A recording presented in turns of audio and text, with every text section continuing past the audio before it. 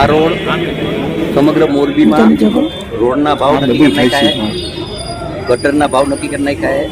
પછી માનો કે કોઈ નાનો મોટો બ્લોકના સિરીમાં એના ભાવ નક્કી કરી નાખ્યા અને મોટા કામની જે એજન્સીના ટેન્ડર બહાર પડશે.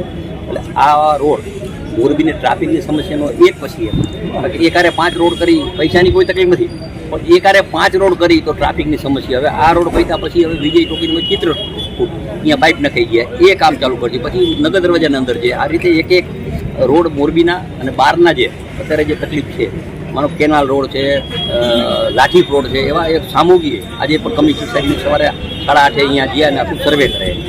આવા જે પ્રશ્ન છે એ લગભગ આવતી 2જી તારીખે એવા 11 કામ ચાલુ થશે. પટેલવાડીમાં 4 વાગે કાર્યક્રમ છે, એ 11 કામ ચાલુ થાય પછી બીજા આપણે ધીમે ધીમે. એટલે શું છે કે ટ્રાફિકની સમસ્યા નહીં અને કામ સારા થાય એવું મોરબી કોર્પોરેશન દ્વારા આ આયોજન કર્યું છે ને. એ આયોજનમાં પૂરેપૂરો 100% મને વિશ્વાસ છે કે સારી રીતે કામ થશે.